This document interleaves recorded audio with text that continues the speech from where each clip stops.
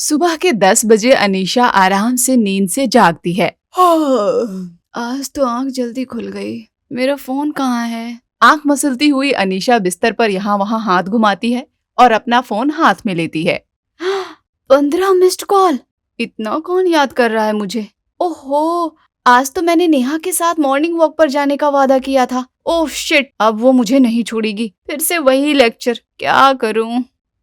जरूर नेहा ही होगी। अपने कबर्ड से लिपस्टिक निकालकर अपने नाक और गालों पर ब्लश की तरह लगाकर बालों को जरा और बिखेर कर नाक सिकुड़ते हुए अनीशा दरवाजा खोलती है। अरे नेहा, तुम? मुझे लगा गार्ड भैया हैं। उनको जरा कोल्ड की दवाई लाने के लिए बोला था ना मैंने। अंदर आ, मैं तेरे लिए अदरक वाली चाय बनाती हूँ। ये अचानक तेरी तबीयत को क्या हो गया? पता नहीं यार, वो तूने जो वेब सीरीज नहीं बताई थी, रात को 3 बजे तक उसे ही कंप्लीट कर रही थी। मैंने सोचा अगर अब सोऊंगी तो 5 बजे तेरे साथ मॉर्निंग वॉक पर कैसे जाऊंगी।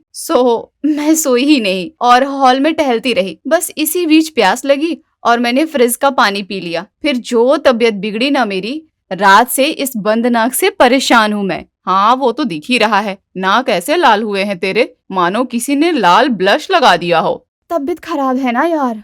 वैसे इस लिपस्टिक का शेड कौन सा है? न्यूड 402। बस पकड़ी गई ना। पति के साथ अकेली रहती है ना, तभी जीजू तेरे इतने ड्रामे बर्दाश्त कर लेते हैं। अभी सास ससुर ननद जेठानी देवरानी के साथ रहना पड़ता ना, तो आंख खुद ब खुद 4 बजे खुल जाती। तेरे कारण कल मैंने नया ट्रैक शूट लिया। तूने ही प्लानिंग की थी ना मॉर्निंग वॉक पर जाने की, और फिर फोन साइलेंट करके मैडम सो गई। अरे तू रोज 11:30 बजे तक उठती हूँ, मैं आज 1.5 घंटे पहले भी तो उठी हूँ। ये नहीं दिख रहा तुझे? अभी तक कॉफी भी नहीं पी मैंने। तुझे जो सुनाना है ना, रसोई में चलकर सुना दे। नेहा अनीशा के साथ उसके किचन में जाती है, जहाँ ऑलरेडी कॉफी रेडी रहती है। बस उसमें गर्म पानी डालना बाकी था।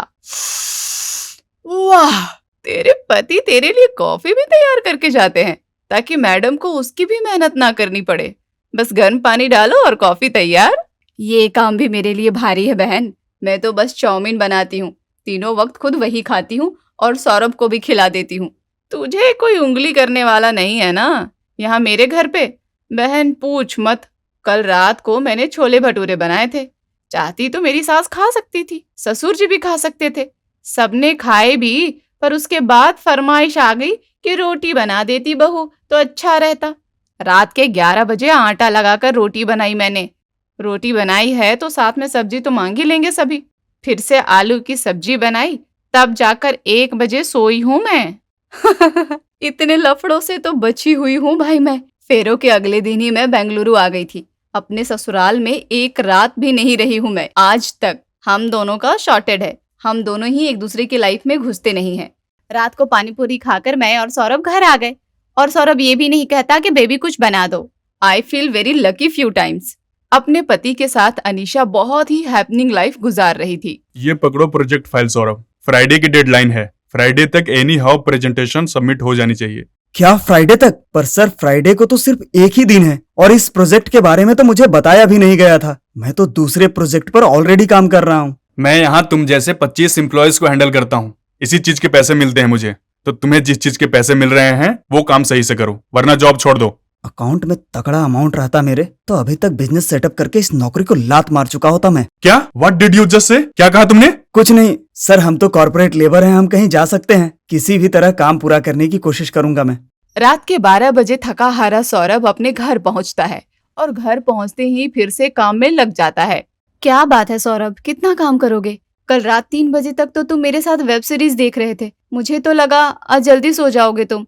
8 घंटे की नींद तो कम से कम लिया करो। हमारे मालिक लेते हैं ना 8 घंटे की नींद। 1.5 लाख रुपए देने के लिए 1.5 लीटर खून रोज निकालता है मेरा मैनेजर। मेरी नसों से ऑलरेडी ओवरवर्क्ड था मैं, ऊपर से और काम दे दिया। कभी कभी जी करता है कि घर वापस चला जाऊं, पर वहां जाकर भी करूंगा क्या? हाथ में कैश तो होने चाहिए। तुम अपने पापा से बात करो ना, कहीं से एक बार 40-50 लाख रुपए आ जाए तो नौकरी छोड़कर जरा आराम करूं मैं। मेरे भाई को एक बाइक तो दिलाते नहीं पापा, और तुम्हें 40-50 लाख रुपए देंगे? तुम भी क्या सौरभ। अनीशा सो जाती है और सौरभ अपने लैपटॉप पर काम करता रहता है। सुबह के ठीक 4:30 बजे उसके फोन पर उसके घर से कॉल आता है। भैया का कॉल इस वक्त? क्या बात है भैया, सब ठीक तो है? फिलहाल, पर कब तक पता नहीं। तुम्हारी भाभी के मायके में बंटवारा हो रहा है, शादी के बाद भी हर रोज अपने मायके जाकर अपने माँ बाप की सेवा किया है तुम्हारी भाभी ने, फिर भी हिस्सा ज्यादा वो बेटी लेना चाह रही है जो साल में 2 बार आती थी। ऐसे में सुरभि तो अपने हिस्से के लिए लड़ने जाएगी ही ना। हाँ बिल्कुल ही जाना चाहिए। दूर बैठी हुई बेटी जो साल में 2 बार आई, उसका किस चीज का हिस्सा? और ऐसा चाहिए तो बराबर की मेहनत करो। वही तो, पर मेरी सास ने वसीयत बनाई ही नहीं थी, इसीलिए तो ये सब झमेला हो रहा है। अब तुम्हारी भाभी के मायके में हो रहे तांडव को देखकर माँ ने भी अपनी वसीयत बनाने की सोच ली है, ताकि उनके पीछे हम दोनों भाई आपस में लड़े मरे ना। तो जितनी जल्दी हो सके तुम आ जाओ, वरना तुम्हें लगेगा कि मैंने माँ को पहले ही अपनी तरफ कर लिया है। यह सुनते ही सौरभ सबसे पहले रेजिग्नेशन डालने की तैयारी में लग जाता है। गांव में कितनी जमीन है हमारा, घर भी कम से कम 3-4 करोड़ का है। कहाँ भगवान, मैंने 40-50 लाख मांगे थे, तूने तो करोड़ों की व्यवस्था कर दी। और अगली ही फ्लाइट से सौरभ और अनीशा पहुंच जाते हैं कानपुर। बेंगलुरु साथ ही ले आया क्या बेटा? मतलब पापा, मैं समझा नहीं।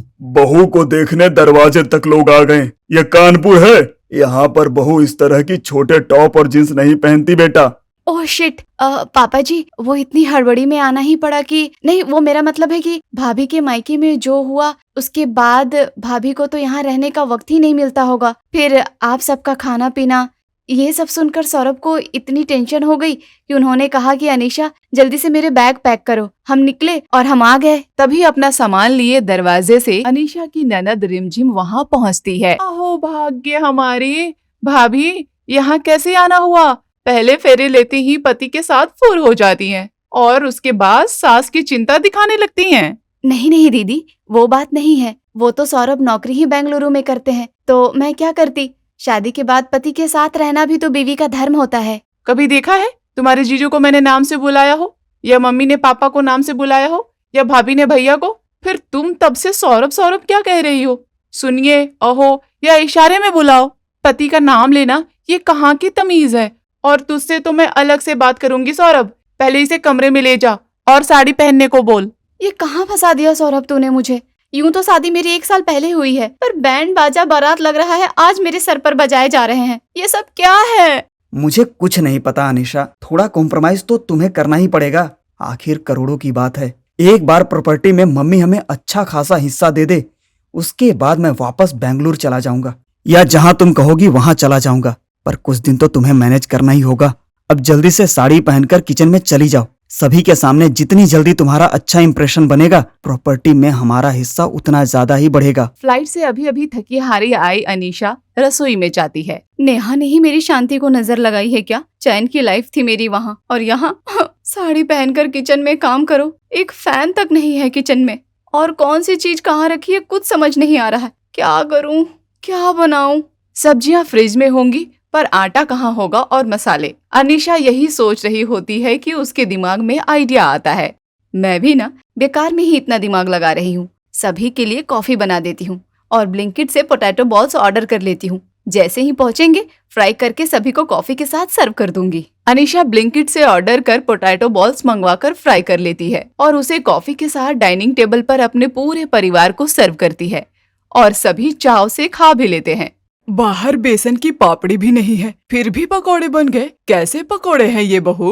इनके बाहर चीज है मम्मी जी, पकोड़े नहीं, ये पोटैटो बॉल्स हैं। क्रिस्पी पोटैटो चीज बॉल्स काफी स्वादिष्ट लगते हैं खाने में। स्वादिष्ट तो है बहू, पर मैं ये कॉफी वॉफी नहीं पीता। हमारे घर में कोई कॉफी नहीं पीता अनीशा, सभी को चाय पीने की आदत है। हम सबकी कॉफी को थर्मस में भरकर रख लेना और दिन भर पीते रहना। ये नहीं कि कॉफी को फेंक कर बर्बाद कर दोगी, ठीक है? दांत पीसती हुई अनीशा रसोई में जाती है और सभी के लिए चाय बनाकर लाती है, जिसे पीते पीते अनीशा का जेठ ऋषभ कहता है, तो नाश्ते में क्या बन रहा है आज?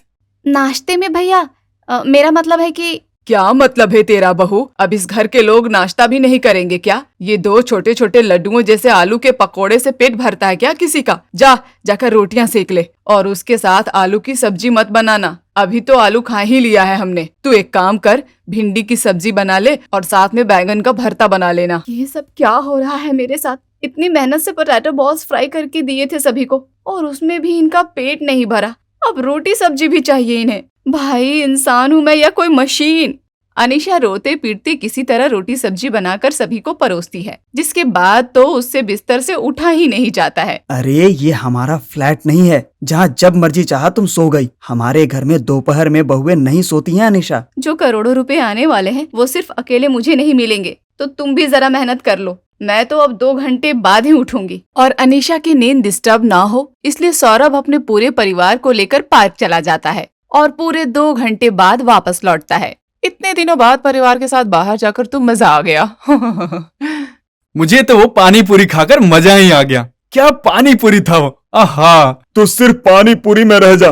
बारिश का मौसम है, क्या जरूरत थी पानी पूरी खाने की। तबीयत बिगड़ेगी फिर मुझे मत कहना।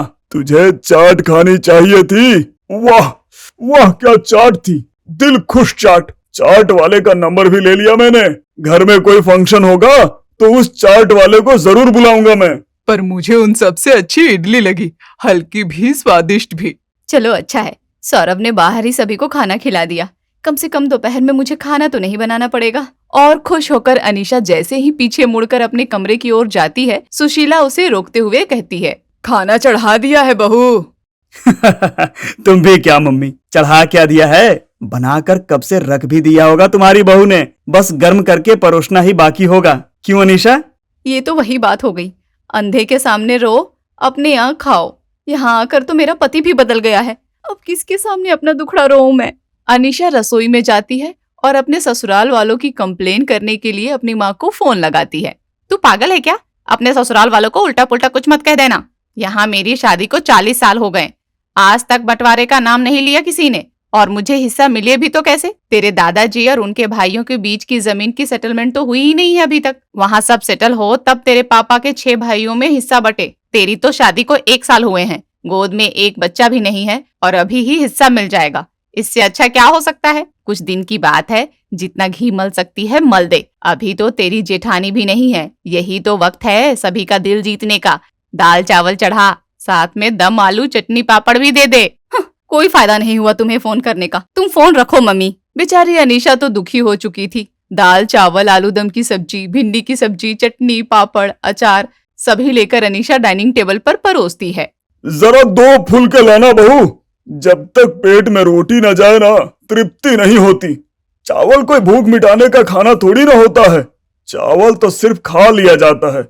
क्या ये क्या कह रहे हैं पापा जी आप? राइस तो प्रॉपर डाइट का पार्ट है। रेस्टोरेंट में भी लोग फ्राइड राइस और दम आलू खाकर ही डिनर कर लेते हैं। अभी तो फिर भी दोपहर हो रही है। पर मेरी प्यारी बहू, ये रेस्टोरेंट नहीं है, ये घर है। इस घर के मर्दों का पेट यूं ही कुछ भी खाकर नहीं भरता। जाकर सभी के लिए 2-2 रोटियां सेक ले। इसी तरह दिन बीत रहे थे और 15 दिन पार हो जाते हैं। सिर्फ 15 दिन ही गुजरे हैं सौरभ, मेरे रातों की नींद और हाथ की लकीर भी गुजर गई है। इतना आटा कौन सनवाता है, वो भी खाना खाने के बाद। परेशान हो गई हूँ यार मैं। परसों दीदी का मन इडली डोसा खाने का कर रहा था, मैंने इडली डोसा की तैयारी कर दी। उसके बाद पापा मुंह फुलाकर बैठ गए क्योंकि उन्हें रोटियां नहीं मिली। फिर जाकर रोटी बनाई मैंने। अब सांभर के साथ वो रोटी खाएंगे नहीं तो सब्जी भी बनाओ। अभी जाकर वजन न पाऊंगी ना तो 3-4 किलो कम हो जाएंगे। अब जब पैसे आने के बाद हम अमीर हो जाएंगे तब तुम सुंदर सुंदर कपड़े लोगी और उन कपड़ों में मेरी डार्लिंग स्लिम ट्रिम तो दिखनी चाहिए ना। तो ये तो अच्छा ही हुआ ना। अरे कोई है घर पर? अरे सुशीला, ऋषभ, महेश, भाई साहब कहाँ हैं आप? अरे सुषमा, तू कैसे आना हुआ? बड़ी खुश लग रही है। मेरे लड़के ने भागकर शादी कर ली है इसलिए खुश हूँ, क्योंकि ढूंढने से तो उसके लिए लड़की मिल ही नहीं रही थी। शादी दोनों ने मंदिर में ही कर ली है, अब बस नाम की रिसेप्शन पार्टी देनी है। तो आज रात का ही फंक्शन है, तुम तो बिल्कुल आना पूरे परिवार के साथ। अब पार्टी में तो रोटी सब्जी भी होगी ही। इस बात की खुशी बहुत थी अनीशा को। 7 बजे तक सभी तैयार होकर पार्टी के लिए निकल जाते हैं। हे मेरे फेवरेट पास्ते, कितने दिनों से मैं तुझे खा नहीं पाई, और खाती भी कैसे। बेटा तुझे बनाने के लिए मेरे ससुराल वालों ने मेरे शरीर में ताकत ही कहाँ छोड़ी थी, लेकिन आज मैं तुझे पेट भर के खाऊंगी। अनीशा के ससुराल वाले अपने अपने पसंद के मुताबिक एक एक स्टॉल पकड़ लेते हैं और अनीशा पास्ता का काउंटर पकड़कर जम जाती है। ये चौथी बार पास्ता खाने जा रही हूँ मैं। अब तो पास्ता वाला भी मुझे घूर घूर कर देख रहा है। मन तो मेरा भर गया, तो फिर तृप्ति क्यों नहीं हो रही। जरा और जंक फूड खा लेती हूँ, फिर ठीक लगेगा। पास्ता के बाद चाउमीन, चाउमीन के बाद पानी पूरी के बाद चाट। इतना कुछ खाने के बाद भी अनीशा को अपना पेट जरा खाली ही लग रहा था। तभी अनीशा के फोन पर उसकी जेठानी का कॉल आता है। हे भगवान, दीदी ने कॉल कर दिया। लगता है वो भी आने वाली है। दीदी तो इस जमाने की है, वो रोटी का रोना नहीं रोएंगी। एक काम करती हूँ, शादी से 1-2 प्लेट पास्ता दुपट्टे में छुपाकर घर ले जाती हूँ। अगर दीदी पहुंच गई तो उन्हें परोस दूंगी। अब रात में फिर से रोटी कौन बनाएगा। अपने दुपट्टे में पास्ता छुपाए अपने परिवार के साथ अनीशा सुषमा के बेटी की शादी से वापस लौट आई। जेठानी जी तो यहाँ नहीं पहुंची, तो फिर वो मुझे कॉल क्यों कर रही थी। एक बार कॉल बैक करती हूँ। अनीशा जैसे ही अपनी जेठानी को कॉल करती है, शॉक में चली जाती है। ये आप क्या कह रही हैं भाभी? यहाँ तो मुझे कुछ और बताया गया था। वही तो, मुझे क्या पता था लोगों ने अब तुझे फंसा लिया है सुषमा। आंटी के बेटे के रिसेप्शन में मेरी एक सहेली भी पहुंची हुई थी। उसने तुम्हें वहां देखा और मुझे बताया कि तू भी आई हुई है, इसलिए मैंने तुम्हें कॉल कर दिया।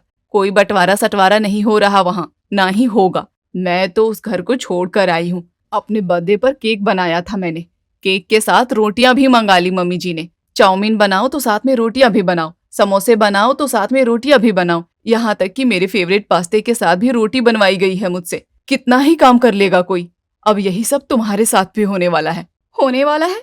नहीं भाभी, हो रहा है। मतलब आप घर छोड़कर चली गई थी, इसलिए जेठ जी ने सौरभ को झूठी कहानी सुनाकर मुझे यहाँ बुलाया। हे राम, ये रोटी नहीं हो गई, आफत की पुड़िया हो गई। नौकरी भी छोड़ दी सौरभ ने। अब क्या होगा, मुझे यहाँ नहीं रहना। अनीशा सीधे अपने कमरे में जाती है और बैग पैक करने लगती है। तभी प्लेट में सब्जी और रोटी लिए सौरभ कमरे में आता है। हाँ, पता नहीं यहाँ सभी के साथ रहते रहते मुझे भी ये आदत कैसे लग गई। कितना कुछ खाकर आया शादी से, पर भूख शांत ही नहीं हो रही थी। फिर दोपहर की रोटियां जो तुमने बनाकर रखी थी, उसे ही सब्जी के साथ खा लिया। अब जाकर लग रहा है कि पेट को शांति मिली। अच्छा, जरा एक और खिलाना तो। और फाइनली अनीशा को रियलाइज होता है कि वो भी अपने ससुराल वालों की तरह ही बन गई है। तो रोटी तो उसे बनानी ही थी, चाहे बेंगलुरु हो या चाहे ससुराल में। और वापस जाने का इरादा अनीशा बदल देती है और पार्टी से लाए हुए पास्ते के साथ दोपहर की रोटियां खाकर अपने नए लाइफ का आगाज कर देती है। अरे पूजा, इस टाइम किचन में क्या कर रही हो तुम? आलू उबालने के लिए रख रही हूँ दीदी। सोचा आज लंच में आलू की सब्जी बना लूं। अरे ये सब बाद में करना, पहले टाइम तो देखो, 12 बज रहे हैं। कल शादी में गए तो सारे सीरियल मिस हो गए। ये खाना ना बाद में बना लेना। चलो भी सीरियल देखते हैं। अरे बेटा, आते हुए थोड़ा पॉपकॉर्न लेते आना, सीरियल देखते हुए खाएंगे। जी माँ जी, ला रहे हैं। वो दोनों 3 अलग अलग बड़े बड़े पतीलों में पॉपकॉर्न बनाकर लेकर जाती हैं और सोफे के ऊपर टीवी के सामने जमकर बैठ जाती हैं।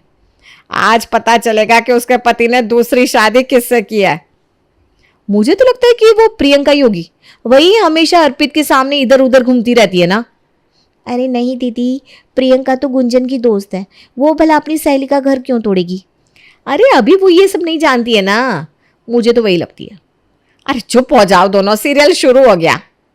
अब एक बार जो सास और दोनों बहुएं सीरियल देखने बैठी तो ये भी भूल गई कि किचन में उन्होंने आलू उबलने के लिए रखे हैं। अब कमरे में बैठे बैठे ससुर जी को आ रही है बार बार किचन से सीटियों की आवाज़। ऐसा क्या बना रही है ये आज? इतनी सीटियां लग गई लेकिन गैस बंद नहीं हो रही। मैं ही जाकर देखता हूँ। मोहन हॉल में आता है। सीरियल देखने के चक्कर में उन्होंने हॉल की लाइट ऑफ की हुई थी। इस चक्कर में मोहन को कुछ दिखता नहीं और वो सीधा अपनी पत्नी के पैरों में जाकर गिरता है। ओए बाल लग गया। अरे अरे, क्या कर रहे हो आप? मेरे पैर क्यों छू रहे हो? पाप लगाओगे क्या? उठो। मोहन उठता है। अरे मैं तुम्हारे पैर नहीं छू रहा, मैं तो ये पूछने आया था कि कुकर में इतनी देर से सीटियां बज रही है, ऐसा क्या बना रहे हो तुम लोग? पिछले 15-20 मिनट से उसमें सीटियां ही बजे जा रही है। अरे बाप रे, मैंने तो कुकर में आलू उबलने के लिए रखे थे। अच्छा हुआ पापा जी आप आ गए। एक बार जल्दी से गैस बंद कर दो ना। क्या? अरे क्या क्या, जाकर गैस बंद कर दो, जल्दी करो और सामने से हटो, हमें सीरियल देखने दो। हमारे सीरियल के पूरे 2.5 मिनट खराब कर दिए। पापा जी प्लीज़ बंद कर दो ना जल्दी से। हाँ भाई, कर रहा हूँ। मोहन जाकर गैस बंद कर देता है। उसे लगा था कि अभी थोड़ी देर बाद बहुएं किचन में खाना बनाने चली जाएंगी, लेकिन अब उनके कल के सीरियल मिस हो गए थे। तो एक बार वो तीनों टीवी के सामने बैठी तो शाम तक उठी ही नहीं। मोहन फिर से हॉल में आया। अरे आज कुछ खाने को मिलेगा कि नहीं? शाम के 5 बज रहे हैं और सुबह से बस चाय और पराठा खाया है। अरे खाना नहीं तो कम से कम कुछ हल्का नाश्ता ही बना दो। बस थोड़ी देर पापा जी, इसके बाद ना बस 3 या 4 सीरियल और है, और बाद में 1 घंटे का ब्रेक आएगा। ब्रेक में हम आपके लिए खाना बना देंगे। तब तक आप फ्रूट्स खा लो ना। अरे लेकिन अरे डिस्टर्ब मत कीजिए, जाइए ना भाई। हे भगवान, क्या मुसीबत है। मोहन बेचारा फ्रिज से फ्रूट निकाल कर खुद ही काट कर खाने लगता है। अच्छा होता अगर बचपन में माँ से खाना बनाना सीख लिया होता, तो आज भूखे पेट फ्रूट तो ना खाने पड़ते। इनका तो पता नहीं टीवी के सामने से कब उठेंगी और रात का खाना भी मिलेगा कि नहीं। मोहन अब फ्रूट खा खा कर भी कितने फ्रूट खाए। वो 1 सेब 1 संतरा खाता है और थोड़ी देर बाद उसे फिर से भूख लग जाती है। तब तक उसके दोनों बेटे भी ऑफिस से घर आ जाते हैं। अरे क्या बात है पापा, इस तरह सुस्त सुस्त यहाँ क्यों बैठे हो? और माँ कहाँ पर है? अरे वो तो अपनी दोनों बहुओं के साथ सुबह से टीवी के सामने बैठी हुई है।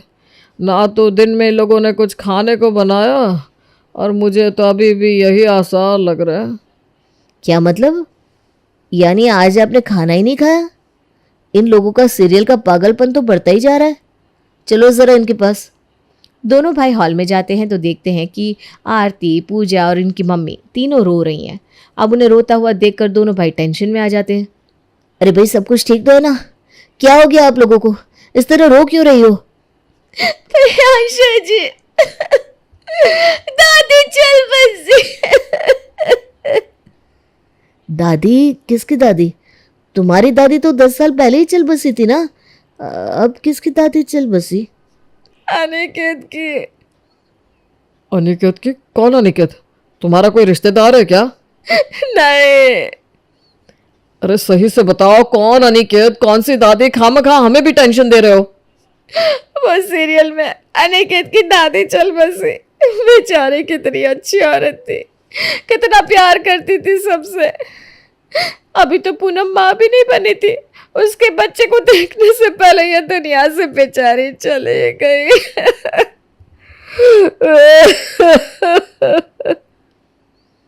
क्या सीरियल में किसी की दादी मर गई, उसके लिए आप लोग रो रहे हो? आप लोगों का दिमाग तो ठिकाने है? अरे तू क्या जाने, बेचारी कितनी अच्छी औरत थी। इतने सालों से देख रहे थे हम उनको।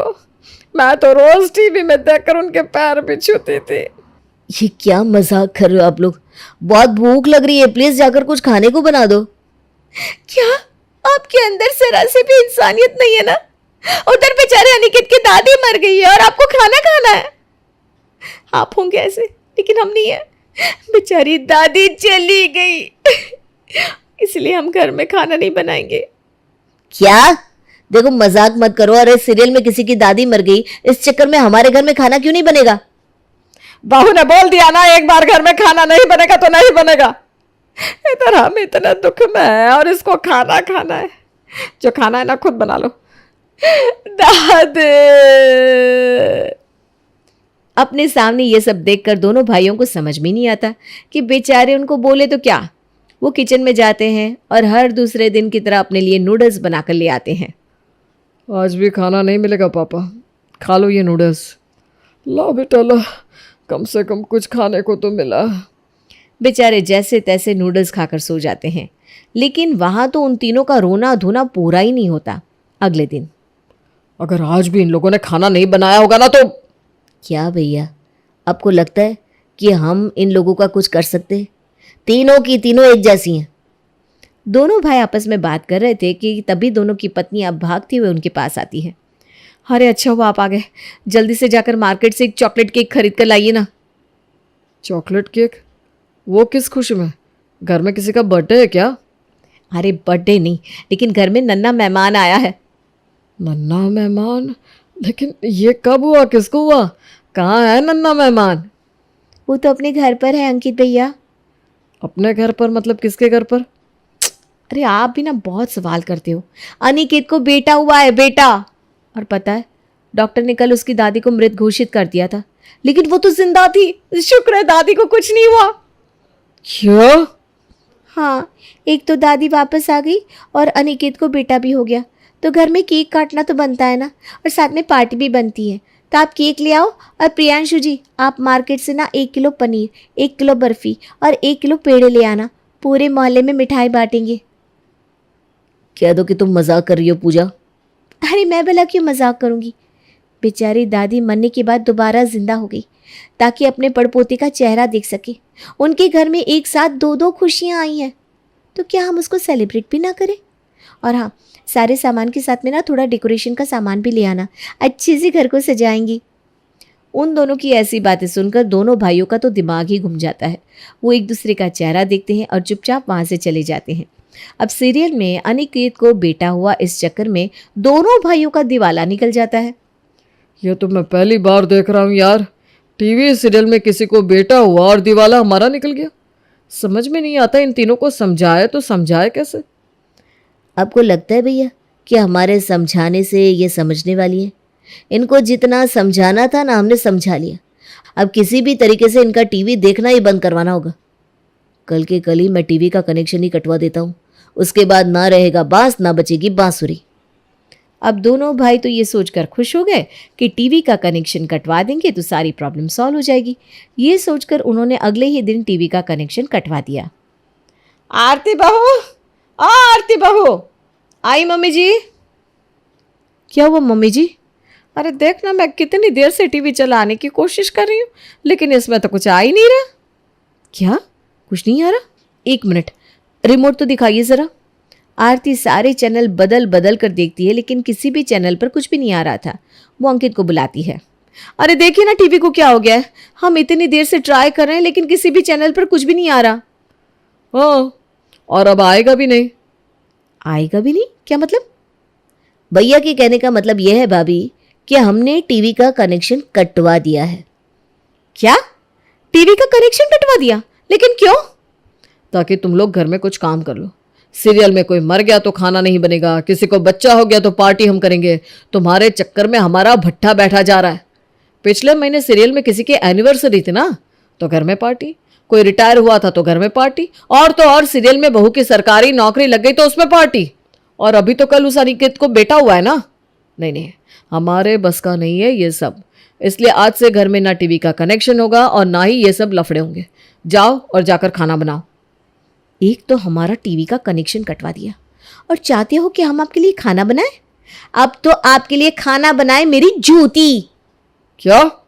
हाँ, अब बनाओ खाना और खुद खाओ।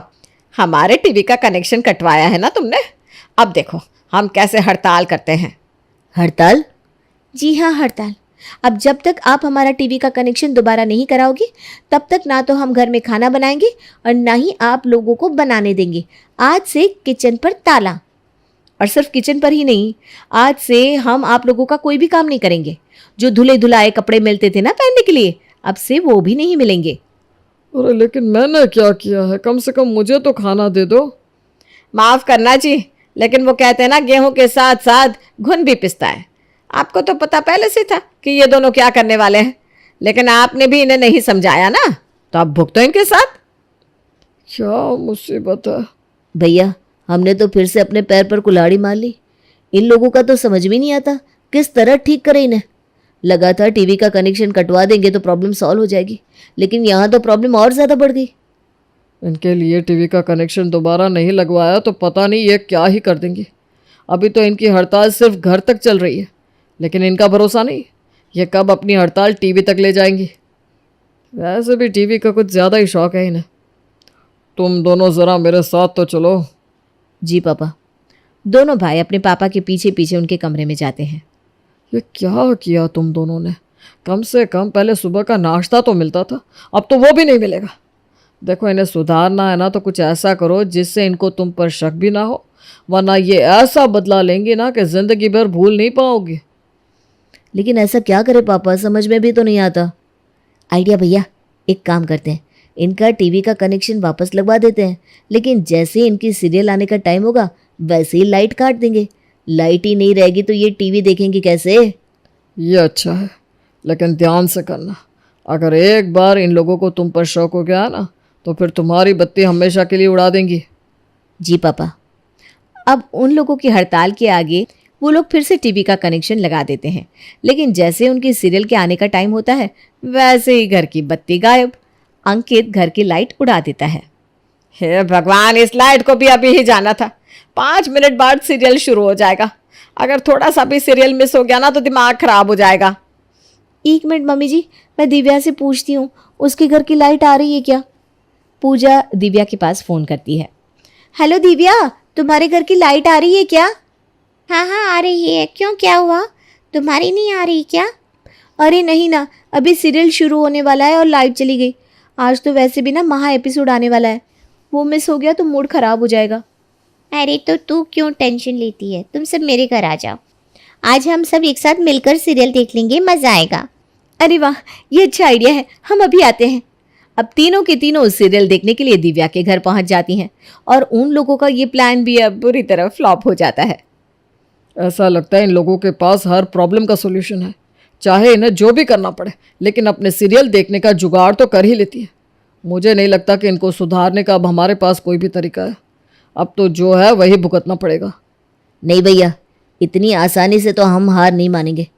वो कहावत तो आपने सुनी ही होगी, जैसे को तैसा। अब ये जैसा कर रही हैं वैसा ही हमें भी करना पड़ेगा। इन्हें सीरियल का बहुत शौक है ना, तो हम भी अपने क्रिकेट के शौक को इसी हद तक लेकर जाएंगे। कल विराट का बर्थडे है ना, अब देखिए आप। अगले दिन। अरे अरे, आज आप लोग टीवी के आगे से हट जाओ, चलो जल्दी। अरे क्यों क्यों हट जाए हम? अरे मम्मी, आपको पता है आज कोहली का बर्थडे है और आपको पता है ना हमें क्रिकेट कितना पसंद है, तो आज तो घर में पार्टी होनी चाहिए। केक हम बाहर से ले आएंगे, लेकिन खाना आज घर पर बनेगा, और वो भी शाही वाला। अरे लेकिन अभी हमारा सीरियल चल रहा है ना।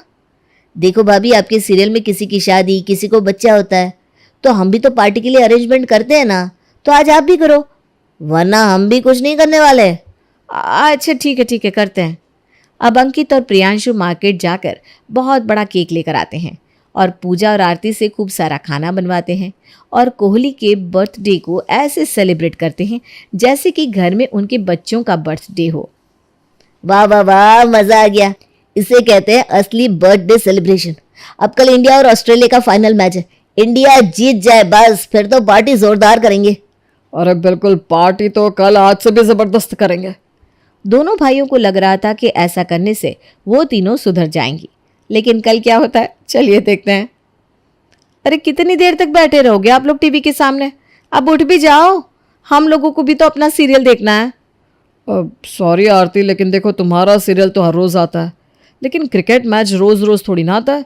और वैसे भी आज तो फाइनल मैच है, और अब अगले हफ्ते से एक नई सीरीज़ शुरू होगी, तो तुम्हें थोड़ा एडजस्ट करना पड़ेगा।